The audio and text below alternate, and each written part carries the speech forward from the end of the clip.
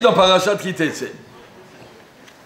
C'est vraiment pas une dracha que je dois vous dire, mais si je vous la dis pas, non, ce sera trop tard après. C'est plusieurs Majgirim qui m'ont dit, explique ça à tes Barourim, ils sont petits, mais quand même qu'ils le sachent avant que ce soit trop tard.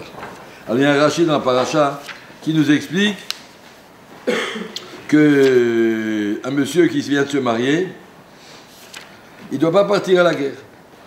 Torah le dispense, qui gari, Shesha Chadasha, Shishi la Paracha, là il se bat ça va. Ils ne sont pas en guerre, mais il n'est pas mobilisé pour quoi que ce soit. Naki el beto shana echat. Il est dispensé de toute activité, il reste à la maison pendant 1 an. Le simach et ishto asher lakar, il réjouira sa femme qui vient d'acquérir. Rachid dit, le simach et ishto, yesamach et ishto, il réjouira sa femme. Tarumo v'yachda et itzei. Ben metargem, mais celui qui traduit, v'yachde imitetei. Il se réjouira avec sa femme, Toéou. Il se trompe. J'ai des états comme chez le Simar. Le Samar, tu n'as pas sûr qu'il n'y a pas marqué le Samar, c'est marqué le Simar. Je crois que c'est la seule fois que Rachid dit, celui qui traduit pas comme ça, il se trompe. Des fois, Rachid est cholèque. Il est cholèque. Il dit, il y a taout. C'est une erreur. Il y a marqué ici une grande erreur. Il y a des gens qui croient qu'ils se marient, comme ça, je serai heureux avec ma femme. Je vais me réjouir avec ma femme. Il se marie imishto. Je me marie, comme ça, je serai heureux. Je suis Bahou à l'Eshiva, je ne suis pas très heureux. Les Bahouim, ils ne sont pas tous sympas, et puis voilà, et puis mais quand je serai marié, je serai heureux. Moi, avec ma femme, elle sera très gentille avec moi, et puis moi aussi, je serai gentil, et puis voilà, on va vivre la vie la plus heureuse du monde. Et Rachid dit, celui à qui croit ça, enlève ta patte. Eno Elo Toé, c'est une erreur. Il y a une erreur de compréhension du mariage. Rachid dit, le mariage, c'est quoi?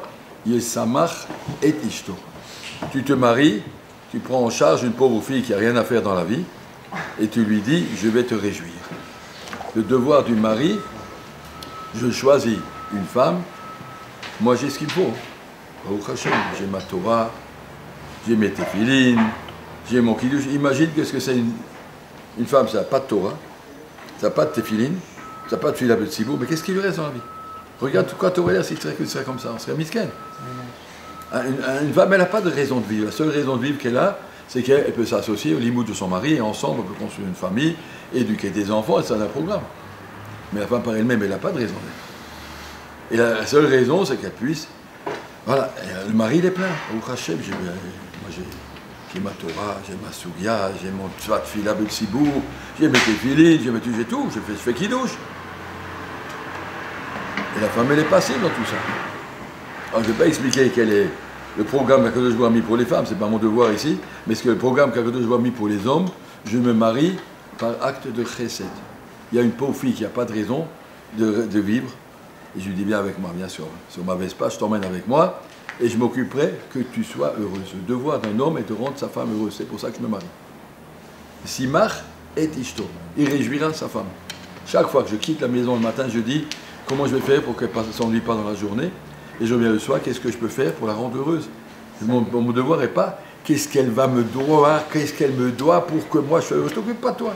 Tu vas être heureux, prends ta souga, prends ton son, tu n'as pas compris, fais le marcho, sois heureux. Pas de problème pour toi.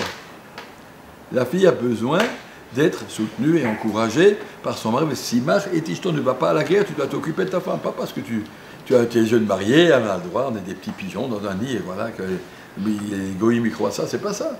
Le mariage est une responsabilité, on prend en charge, je me marie avec la fille que je pense que je suis capable de la rendre heureuse. Et mon programme est, je me marie, madame, pour vous rendre heureuse. Il y aura un problème, vous me direz, j'essaierai d'arranger ça. Mon problème, Rachidi, mon programme de Simach et Tishto, celui qui croit. Autrement, Toé, où il se trompe, il n'a rien compris, il n'arrive pas à gérer son mariage. Le mariage est de dire, mademoiselle, je m'occuperai de vous, vous serez heureuse, pendant 120 ans. Et vous êtes dans le Rambam, il shoot un devoir d'un mari envers sa femme, Mechabdor, Ohava, je dois m'occuper d'elle, je dois lui faire son kavod, donner l'affection qu'elle a besoin, la pauvre fille, elle a besoin. Il n'est pas marqué qu'elle est donnée à ça. C'est pas réciproque, c'est pas mutuel, c'est pas symétrique. C'est tout à fait autre chose. Un homme, c'est un homme, une femme, c'est une femme.